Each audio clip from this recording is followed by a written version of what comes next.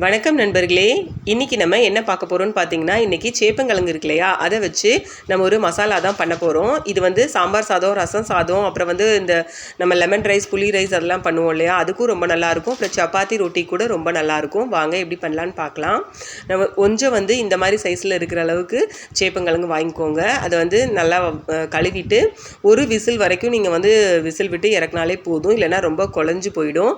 பாருங்கள், நான் ஒரு விசில் விட்டு எடுத்திருக்கேன். இதை வந்து கட் பண்ணுறதுக்கு முன்னாடி கையிலையும் கத்தியிலையும் வந்து எண்ணெய் வந்து கொஞ்சமாக தடவிக்கோங்க.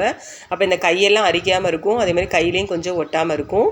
இப்போ வந்து நல்லா ஆறிடுச்சு. இப்போ வந்து இதை தோலை உரிச்சிட்டு நீங்கள் இப்படியே போட்டு கூட மசாலா வந்து பண்ணலாம். ஆனால் நான் வந்து கொஞ்சம் கட் பண்ணி வந்து பண்ண போகிறேன்.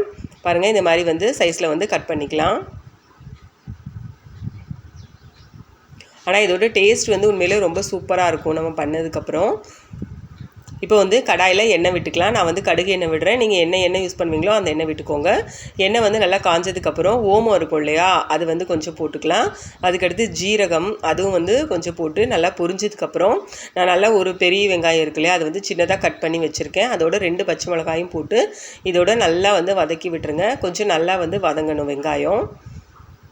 இப்போ வெங்காயம் வந்து ஓரளவுக்கு வதங்கினதுக்கப்புறம் இஞ்சி பூண்டு பேஸ்ட் இருக்கு இல்லையா, அது வந்து இதோட சேர்த்துருக்கேன். சேர்த்து அதையும் வந்து நல்லா வந்து கலந்து விட்டுருங்க. இதோட இப்போ பாருங்கள், வெங்காயம் வந்து நல்லா வந்து கண்ணாடி பதம் வந்துருச்சு. இந்த நேரத்தில் வந்து மஞ்சள் தூள், அப்புறம் தனியாத்தூள் 1 ஸ்பூன், அப்புறம் மஞ்சள் தூள் வந்து தேவைக்கேற்ப சேர்த்துக்கோங்க.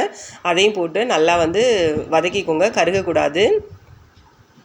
இதோடையே வந்து நான் ஒரு தக்காளி கட் பண்ணி வச்சுருந்தேன், தக்காளியும் வந்து சேர்த்துருக்கேன். அதையும் வந்து மசாலாவோட சேர்த்து நல்லா கலந்து விட்டுக்கோங்க. தக்காளி வேகிறதுக்கு அப்புறம் அந்த காய்க்கு எல்லாமே தேவையான அளவுக்கு உப்பு வந்து இதிலே சேர்த்துக்கோங்க. சேர்த்து நல்லா வந்து தக்காளி வந்து மசியட்டும் கொஞ்சம்.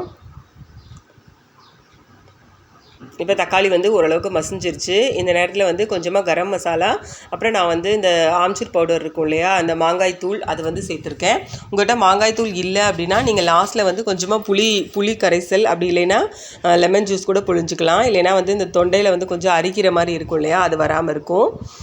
இப்போ வந்து நான் கிழங்கையும் போட்டு இதோட சேர்த்து நல்லா வந்து கலந்து விட்டுருங்க. மசாலாவோட சேர்த்து நல்லா கலந்து விட்டுட்டு ஒரு 5 நிமிஷம் வரைக்கும் வந்து மூடி போட்டு நல்லா வந்து இது குக் ஆகட்டும். மசாலாலாம் ஏற்கனவே வெந்துருச்சு, ஜஸ்ட் ஒரு இந்த காயோடு சேர்றதுக்கு மட்டும்தான்.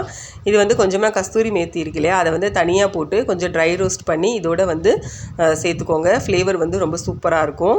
கொத்தமல்லி தழை இருந்தால் கொத்தமல்லி தழையும் போட்டுக்கோங்க. என்கிட்ட இல்லை. அவ்வளோதான், நம்மளோட சேப்பங்கிழங்கு மசாலா வந்து ரெடி ஆயிடுச்சு. ரொம்பவும் கலக்க வேண்டாம், அது உடஞ்சி போயிடும். ஆனால் வந்து டேஸ்ட் வந்து சூப்பராக இருக்கும். பாருங்கள், கலர்ஃபுல்லான சூப்பரான சேப்பங்கிழங்கு மசாலா ரெடி ஆயிடுச்சு. இது சப்பாத்தி, ரொட்டி, அப்புறம் ரசம் சாதம், மிளகு கிள்ளி போட்ட சாம்பார், அப்புறம் லெமன் ரைஸ், தக்காளி ரைஸ் இருக்கும் இல்லையா, அது, அப்புறம் புளி சாதம், தேங்காய் சாதம், எல்லாத்துக்குமே பெஸ்ட்டு காம்பினேஷனாக இருக்கும். செஞ்சு பார்த்துட்டு எப்படி இருக்குன்னு கமெண்ட் பண்ணுங்கள்.